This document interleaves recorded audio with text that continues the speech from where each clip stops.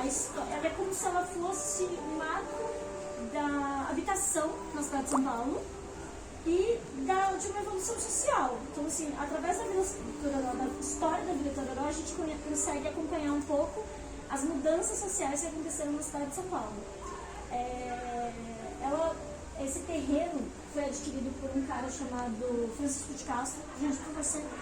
Senta você lá, Samira. Pode sentar. Porque eu tô bem diferente com ela. Um cara chamado Francisco de Castro, em 1910. O Francisco de Castro morava em Taubaté, é brasileiro, morava em Taubaté e foi morar em Portugal com a família. Então tem muita gente que chamava ele de português na época. Não era. Mas ele não é. Era só um apelido, ele na verdade é brasileiro. Ele volta pro Brasil e ele era um cara bem empreendedor, claro, não era de uma família pobre, mas era um cara muito empreendedor. Então ele era um empresário do têxtil, imobiliário e do café. E ele volta com essa ideia, quase uma obsessão desse conceito que não existia no Brasil, que era um conceito de moradia, onde você tinha o que a gente hoje mais ou menos entende como condomínio fechado. Então, por isso que algumas pessoas dizem que a Vila é o primeiro condomínio fechado do Brasil, porque tinha esse conceito de dividir espaços, de ter uma área de lazer, de morar naquele lugar e ter ali uma infraestrutura interna. Como se fosse um condomínio? Como se fosse um condomínio. É que ele mesmo não tinha falado condomínio. A gente acha que ele trouxe da Europa essa ideia, porque isso não existia, isso era inédito aqui em São Paulo. Aqui em São Paulo não, no Brasil. Então ele trouxe essa ideia e que inclusive tem a questão da piscina, que a gente já vai falar um pouco mais sobre ela, que era uma coisa muito inovadora para a época. Tanto que quem morou na vila, os primeiros moradores da vila, eram a burguesia paulistana. Então eram a elite paulistana que morava aqui. A vila... Muito antes da Vila Paulista. Muito antes de muita coisa, porque, por Muita exemplo, coisa. a entrada da vila é nessa reta. Vocês entraram por aqui. Ela é aqui. E aí eu costumo até dizer que é legal a gente saber que ela mora aqui, porque já está na nossa cara a primeira informação. Ela é anterior a 23 de maio. Então ela é anterior a uma São Paulo que a gente conhece. Porque não existia nem esse relevo. A vila aqui na frente tinha, era mais... Plano, né? Plano, isso. O que acontece? O Francisco de Castro compra em 1910 esse terreno e ele compra num preço bom, como ele era um cara dos negócios, ele entendia muito bem de negociação, porque era um terreno aquoso, porque aqui passava a nascente do Rio Itororó. Então, por isso, Vila Itororó. Ele começa a construir em 1912, e quando ele começa a construir, deixa eu ver se eu já tenho aqui para ele dar umas dicas. O terreno só tem um sobrado, que hoje a gente chama de palacete, mas nada mais era do que um sobrado. E aí ele vai construindo as casas ao redor. Essas casas de onde a gente começou aqui, de onde a gente está aqui, foram as primeiras. Ele começou por aqui. E essas casas foram sendo construídas, por isso que a gente fala que era um conceito de condomínio fechado se construindo, porque elas foram construídas e as pessoas iam morando. Então não teve um momento em que a vila foi inaugurada. A vila foi sendo construída. Naquele livro que acho que você estava lendo, tem toda a documentação das plantas que foram feitas, você viu, né? E tudo o desenho dele, tá? O Francisco de Castro que desenhava. E as coisas foram... E outra coisa importante também, pra gente saber como era morar naquela época. Só existiam duas formas de moradia. Ou você era o dono da casa ou você era inquilino. Não existia outra forma. Então, por isso existia muita gente que eu falo abastada, morando aqui, porque comprar uma casa ainda era uma coisa que era só da classe, só dos ricos, vamos chamar assim, né? Não dá muito pra dizer classe. Bom, ele começa, então, a construir essas casas e ele constrói a área de lazer, que é um dos grandes diferenciais da vila. Nessa área de lazer, ele constrói uma piscina que tem dois ineditismos. Ela é a primeira piscina pública, ela é a primeira piscina particular do Brasil e ela é a primeira piscina pública. Por quê? Quando o Francisco de Castro construiu, quando o Francisco de Castro construiu, você podia, você podia pagar e usar. Então ela era uma piscina particular, você pagava e usava. E ele era um cara meio marqueteiro, assim, ele criou muitas coisas em torno da história da vila. uma das coisas que ele criou foi a ideia de que a água tinha propriedades medicinais. A real é que a gente também não sabe se não tinha mesmo, porque os rios de São Paulo foram tão poluídos que a gente também não consegue saber. Mas naquela época, ele vendia e esse banho. Teve uma foto que passou aqui. Olá, tudo bem? Oi. Tá vendo? Eu sabia que a gente ia pegar na metade, depois eu volto. Tudo bem. E aí tem até uma foto que passou aqui da piscina, que tem os banhos que ele vendia. Você podia fazer um banho naquela água termal e tal. Tinha uma coisa também, que tem até no documentário que os netos dele aparecem, no documentário da vida que os netos dele aparecem. E falam que na fonte ele colocou lá o nome, ele colocou o número 1822, e ele falou para as pessoas que ele achou. E aí ele falou, nossa, eu achei, a fonte já tem 100 anos, e a galera vinha tomar banho na fonte de 100 anos, que ele inventou que tinha 100 anos, mas ele que fez aquela fonte. E aí depois ela passa a ser uma piscina pública porque ele loca esse espaço, ainda mesmo na administração dele, ele locou esse espaço para um clube. Que também naquela época o conceito de clube também era uma coisa também muito elitizada, né? Existia um clube chamado Clube Éden Liberdade, que era porque a Itororó fazia parte do bairro da Liberdade, e esse clube locou esse espaço durante muitos anos, e esse espaço tinha essa piscina, que era grande chamariz, porque era muito diferente, né, a ideia de se ter uma piscina que você pudesse frequentar. Tinha um grupo de esgrima, tinham atividades artísticas, aqui tinha um salão, tinha aqui essa parte do Éden, que é uma parte... Aqui eu vou chamar de Éden, sempre aqui na Itororó, a gente chama isso aqui de Éden. Lá no Éden, porque era onde funcionava o Clube Éden Liberdade. Esses dias eu estava fazendo uma visita, eu conheci uma mulher, por aqui fazendo visita, acho que ela aprende mais que ensino. Apareceu uma mulher que foi sócia do Éden na década de 80, e ela começou a me contar várias coisas super interessantes. Falou que tinha uma vizinha de lá que fazia petiscos, abriu uma porta e vendia o pessoal do clube. Interessante essa história, né? E aí, enfim, uma marca do período de construção da Vila Itororó e do Francisco de Castro é a maneira com que ele levantou tudo isso. Existia naquela época, por questões óbvias, São Paulo estava se desenvolvendo, uma escassez muito grande de materiais. Você não tinha acesso, e aí tinha-se o hábito de reaproveitar coisas. E o Francisco de Castro dá uma aula de sustentabilidade na vila. Lá no Éden, lá dentro, acho que a gente não vai poder entrar lá hoje, mas a gente pode tentar depois encerrar aqui.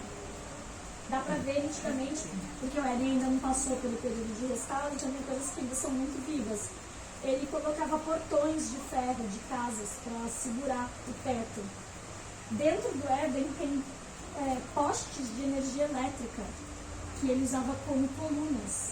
Postes que ele reaproveitou das ruas e usava como coluna. E aí uma das coisas mais importantes, que é uma marca maior dessa questão do reaproveitamento, são essas coisas, que são coisas, essas coisas pequenas. Existia um teatro muito famoso em São Paulo, que era onde é o Shopping Light hoje. E nesse teatro, que chama-se Teatro São José, ele foi demolido. E nessa situação de ser demolido, o Francisco de Castro arrematou as obras de arte do teatro e ele trouxe para a vila. Então a vila tem muito... Essas máscaras que eu mostrei para vocês ali, que são, né, aqui a piscina na época do Éden, já na época em que era clube mesmo. Essas máscaras, por exemplo, elas eram isso aqui, por exemplo. Aqui no casarão a gente consegue ver porque tem mais obras de arte. São todas que foram retiradas do Teatro São José. Que era onde está o Shopping Light agora. Isso. Tem até foto do teatro aqui, não vai aparecer a foto do teatro. Aqui as fofotas, né, da década de 70, eu acho, por conta do maior, né? Bom, enfim, aí o Francisco de Castro levanta a vila, levanta o casarão, o casarão também tem marcas desse reaproveitamento. As colunas, as vigas de cima do casarão são de trilhos de trem. E é bem nítido, dá pra gente perceber isso bem olhando de perto. E os vitrais também, são vitrais de cima, que são das bandeiras, ele também reaproveitou. E aí a gente até pensa, né, também sobre acessórios que ele tenha também arrematado e a gente não saiba, né, as janelas. Agora, quando vocês puderem chegar perto do casarão, ó, esse é o Teatro São José. Essas máscaras que estavam no Teatro São José estão no auge ali dos sobrados da vila, tá? Lá no final dá pra ver nos sobrados, bem na ponta. Aqui também, ó, obras de arte. Eu quero falar sobre a questão da gente refletir até sobre consumo, né? Quando eu falo que a vila fala um pouco sobre a evolução da sociedade, as portas, as janelas do casarão, elas estão incrivelmente conservadas. Né? Tem portas, até as portas mais de cima, elas estão conservadas em que diz respeito à cor. E aí a gente pensa também sobre como as coisas eram construídas para serem duráveis. E hoje as coisas são construídas propositalmente para que não sejam duráveis. Como é possível uma porta durar 200 anos sem a mínima manutenção, passando por tudo que a vila passou e estar lá, né, inteira. Essa foto aqui no começo. Aqui foi erguido um muro e essa casa que vocês estão vendo aqui que está sendo reformada. E esse aqui é o casarão, como ele era no começo. Ou seja, o Francisco de Castro ele foi fazendo uma complementação até que ele ficasse assim. E na verdade é muito legal porque ele gosta muito de brincar com marketing. Essas colunas, por exemplo, elas não sustentam nada, elas são colunas figurativas. Ele tinha muita ideia de construir algo muito pomposo, sabe, para a época. Então era uma obsessão dele trazer as obras de arte, não era besta, ele fazia tudo isso. A vila, por exemplo, tem vários lugares com aqui é uma que eu vou explicar também. A vila tem, por exemplo... tinha uma fonte ali. A fonte, que ela tem ainda, que ela fica ali no canto. Essa fonte de 1822, da história, de 1822. E a vila tem muitas coisas escritas em 1922. Recentemente falou-se, né, sobre o centenário da vila e tal. Claro, assim, é o centenário de certa forma porque a vila não teve essa inauguração. Mas ele fez de tudo para que a vila se enquadrasse nesses festejos de 22, porque Brasil e São Paulo estavam em festa por conta do centenário da independência. As pessoas hoje perguntam sobre a Semanidade Moderna, não sei se vocês querem perguntar sobre isso, mas a Semanidade Moderna foi uma... fez parte, né? Não, então, porque a Semanidade Moderna é uma coisa que a gente criou ideia sobre ela póstuma, assim, né? Enquanto ela estava acontecendo, ela não era tão relevante. Só que depois ela foi um marco histórico. Então, naquele momento, tem histórias que dizem que modernistas andaram por aqui, que tinham festas muito importantes na cidade. O prefeito, em 22, morava aqui. Morava um palacete, inclusive. Era a sede da prefeitura? Não, era só uma casa dele. O palacete, ele na verdade, ele tem 4 casas. Ele não é um palácio no sentido de... A gente olha, né, e acha que morava aqui um príncipe. Tem 4 casas lá dentro. Cada andar é uma casa. Cada andar é uma residência, né? Tá. E é uma residência normal, né? Porque quando a gente olha, a gente acha que ele é estrondoso, gigante. Eu já entrei lá e é assim, 3 quartos. Abrir ali Ele não está liberado, né? Não, ele tá liberado. Vai. Ele é Depender selecionador. de tudo aqui, criando as coisas. É, porque tem, assim, muitas questões, né? A questão de... Isso aqui é dentro do casarão. Dentro do casarão tem essas obras. Que legal. Tem uma questão de falta de recursos, até está se movendo aí algum recurso e tal, mas também move muitos profissionais, né? O restauro é um processo muito demorado. O casarão tem um processo de discussão sobre restauro muito bacana, para a gente refletir sobre o que é o restauro, porque existem linhas de pensamento diferentes. Por quê? Bom, vou contar o que acontece no final da vila e a gente retoma esse assunto porque ele está bem ligado a isso. O Francisco de Castro, então, na década de 30, começa a ter uma decadência financeira muito grande por conta da crise de 29, ele era um cafeicultor, e ele morre e deixa dívidas. A família do Francisco de Castro, lembrando que, reforçando o que eu falei para vocês, a vila era toda propriedade do Francisco de Castro, ele vivia de aluguéis, as pessoas não pagavam, não compravam casa aqui.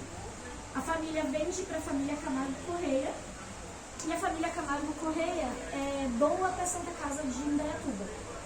Então a vila passa a ser uma propriedade da Santa Casa de Indaiatuba, que administra aqui e tem a renda através dos aluguéis. E ali se dão pelo menos 2 décadas desse processo da Santa Casa. Gente, isso aqui, o Francisco de Castro morava no primeiro andar do casarão. Isso aqui era ligado ao primeiro andar do casarão. Ele tinha uma garagem de vidro. Vocês têm noção do que é isso? Suspensa na década de 10. Eu não sei como ele fez isso. Ele tinha vários automóveis e tal. Ela caiu, a gente não sabe quando, mas enfim, só temos fotos dela. E aí a vila passa por esse processo, isso aqui é mais ou menos década de 70. Na década de 50 começa uma grande transformação, uma revolução na cidade de São Paulo. Essa família é Camargo Corrêa? É. Camargo Corrêa. Camargo Corrêa. Eles são donos da Santa Casa de Indaiatuba. Não, depois... Não, eles doaram. Doaram? Doaram. Engraçado, né? Não venderam. É. Foi uma caridade. Aí o que acontece? Na década de 50, São Paulo passa por uma grande transformação. Porque cria-se então a terceira opção de moradia, porque surge o crédito imobiliário. Então as pessoas começaram a poder financiar as suas casas. E com isso São Paulo, a cidade de São Paulo, tem uma grande expansão das periferias.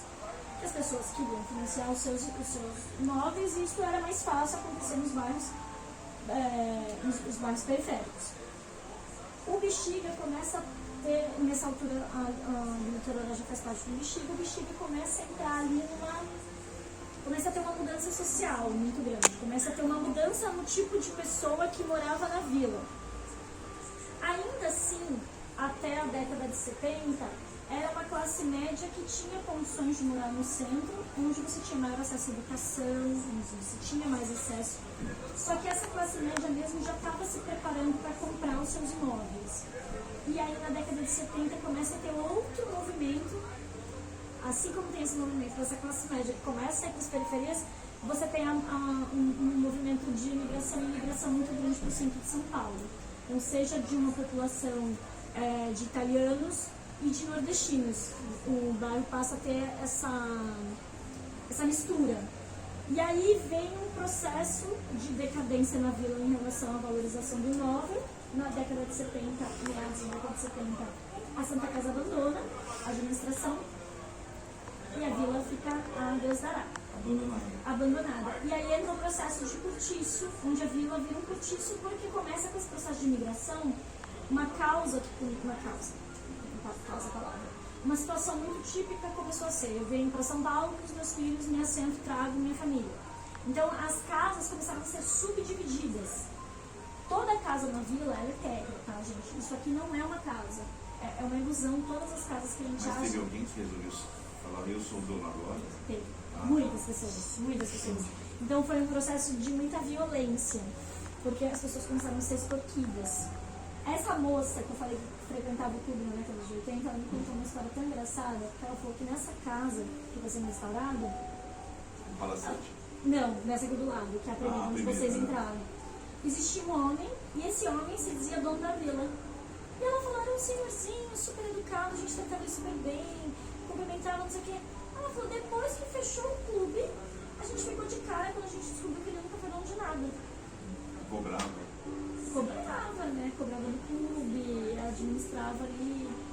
Aí vieram outras histórias também pra gente, de outras pessoas que em alguns momentos diziam também que cobravam aluguéis. Pessoas também que moraram aqui, isso foi uma coisa que aconteceu também bastante. Morei aqui, a Santa Casa saiu, eu fui morar em outro lugar, mas bloqueei a minha casa. Então, as pessoas acabaram... Que loucura. E aí foi uma superpopulação, porque na verdade a vila começou a ter muitas subdivisões. Como eu estava falando, todas as casas são térreas, mesmo as que são as lá da frente, que são os sobrados que a gente chama de sobrados, mas nem são, né? Eles são 4 andares, mas todos são com saídas independentes. E aí foram criando assim super. O documentário da vila tem até vocês podem jogar no YouTube, que é do Wikipedia, que é um documentário bem legal. Tem até um rapaz que fala, eu vou ali na minha casa. E o pessoal vai atrás dele, ele entra num buraco, assim, que tem aqui embaixo.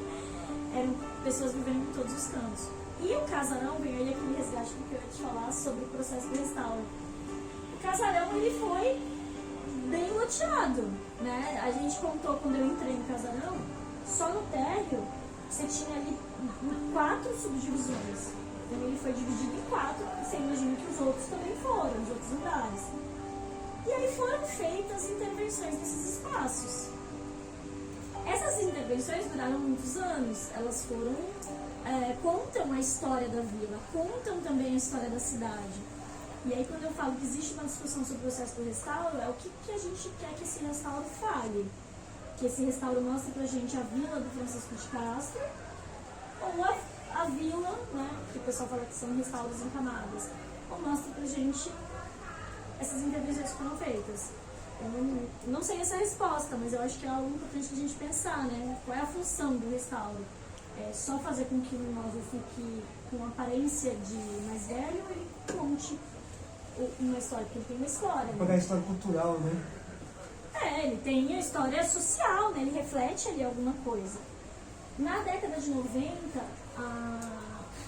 a vila já tinha assim, um interesse, já tinha uma conversa, porque o poder público já entendia que a vila tinha esse valor, assim, já entendia-se que... E entendeu que estava essa bagunça, né, também. Então, tinha bagunça, né? Essa bagunça gerou muitas questões, por exemplo, em relação à violência. Falava-se muito, por exemplo, que se alguém te assaltasse, entrasse na vila, o policial não conseguia pegar uma pessoa que estivesse aqui dentro e tal. Eu acho que assim, mas assim, como todo lugar, né, gente? Existiam pessoas boas morando aqui e eram muitas pessoas que não conseguiam estar morando em outro lugar também, né?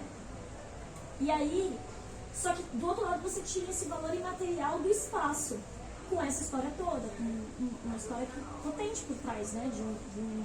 De uma história que foi de um lugar que significou muito para a formação da cidade.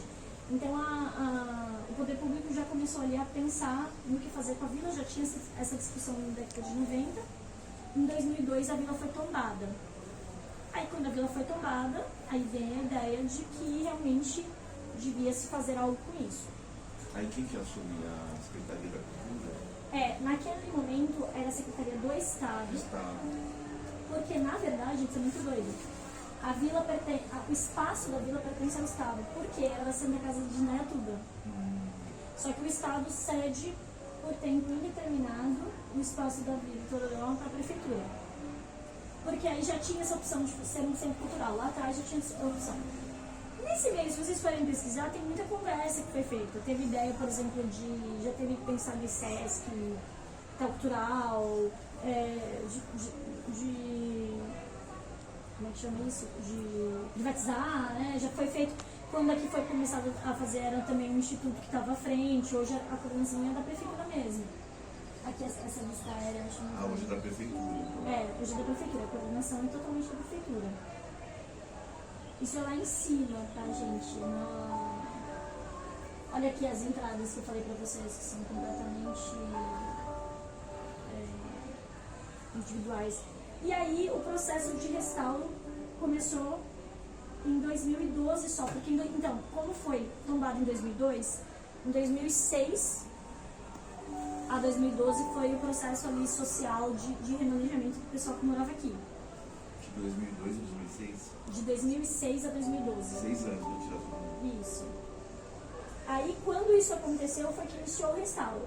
Lá em cima da fonte, que acho que ainda... Vamos ver pra gente chegar depois, a gente pega uns guarda-chuva e vai dando umas altinhas.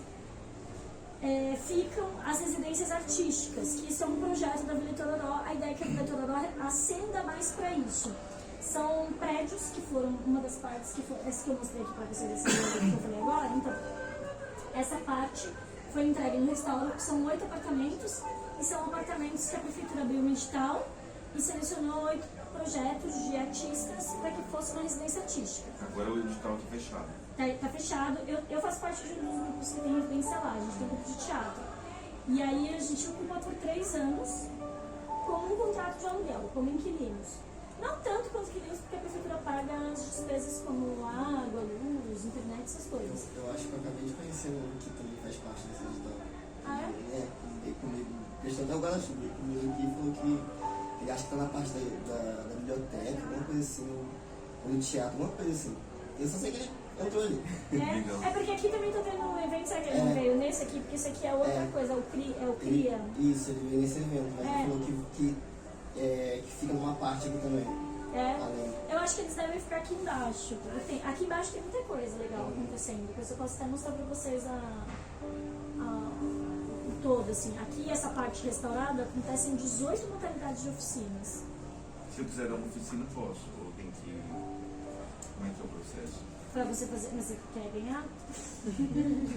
Pra ganhar tem um caminho, que tem um edital também que abre uma vez a cada 2 anos.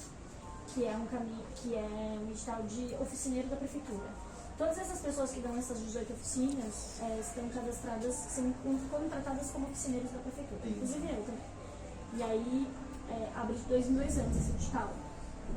O edital de residência, ele não oferece contrapartida financeira, mas ele é uma proposta que é a proposta que entende-se que a vila vai adotar quando outras partes também forem restauradas, porque é muito interessante, porque você dá para um artista a possibilidade dele criar, a gente tem que devolver contrapartidas para o espaço. A gente faz exposições, a gente faz oficinas, a gente está sempre fazendo ali, a gente tem um cronograma, todo mundo ganha. A gente conheceu o Kim. Ah, vocês foram lá na exposição dele? Sim. A gente visitou O lá. meu apartamento do lado do Kim, que dia vocês foram na semana? Foi a primeira visita que a gente veio. E a gente conheceu lá, né? Quem tava que a gente conheceu? Você não tava. Era um sábado. Ah, sim. Então, onde é o do Kim, na frente é o do meu grupo. A gente... Kim foi embora, inclusive, né? Ele saiu? Porque ele é itinerante, né? E aí o grupo dele lá ele vai fazer em outros lugares. Mas ele é meu companheiro de café, né? Cara, pra fazer café pra mim. Tomei café com ele também. Ele sempre chamava para café. E então, esse é uma parte que já foi entregue nessa primeira fase do restauro, que foi entregue em 2021. Né? Embora o Centro Cultural... A primeira, então, são os apartamentos. São os apartamentos e essa parte E agora aqui. eles estão onde? Ah, essa parte toda também. E agora eles estão parados? Não. Esse prédio aqui que quando vocês entraram, está sendo restaurado. O primeiro? Isso. O senhor lá que ficava, você falou, logo na entrada. Isso. Esse está sendo restaurado nesse momento. Mas em breve, acho que até o final do ano, o Éden vai fechar. Aí o Éden vai para a segunda fase de restauro. E o palacete, que é o principal? Então, assim, eu nem sei se eu posso falar isso, mas a tática é a seguinte: palacete fica por último, porque falaram assim, se der arrumar dinheiro para fazer o palacete, ninguém vai querer fazer o que tem em volta. Então primeiro vamos instalar tudo. Entendi. E acho também Faz sentido. e acho também que meu irmão, o palacete, quando começar ali, vai ser uns 10 anos para mais só de palacete. Porque tem coisas irregulares ali, né? Com o muro irregular no meio, do cortiço, né? Exato. É muita coisa, palacete é muita coisa. E as casas ali do lado, ali depois daquele todo amarelo ali, onde vocês podem passear depois, ali também é vila.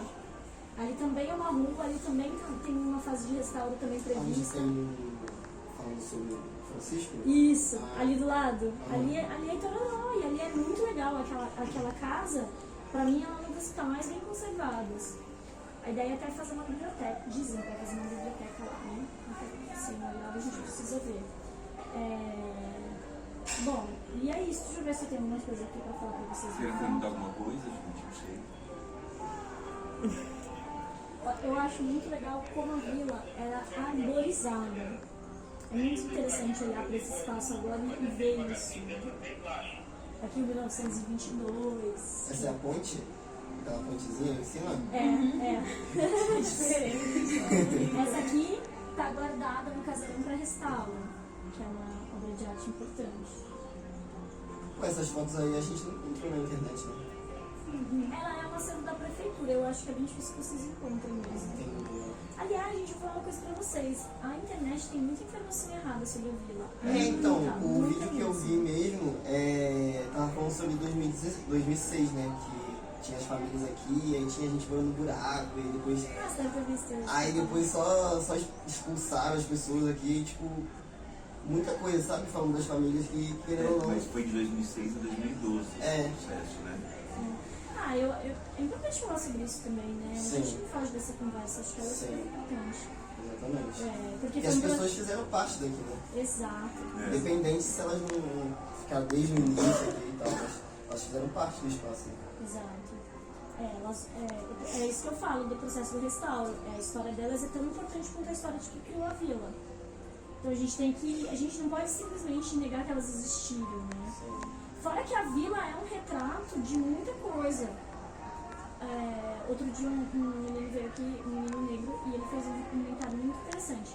A gente estava vendo fotos antigas e ele falou, nossa, é engraçado como a vila vai tendo mais pessoas negras conforme os anos vão passando. É um retrato do Brasil, é interessante isso. A gente não pode apagar essa memória, né? Aqui essas coisas foi ele que criou, esses pilares. Você quer falar um pouquinho sobre a comunicação visual? Eu vou chamar ele pra falar com vocês. Ele falou assim, nossa, infelizmente não tem muita coisa pra falar. Mas se ele tiver Já é não uma tem coisa. problema. Não,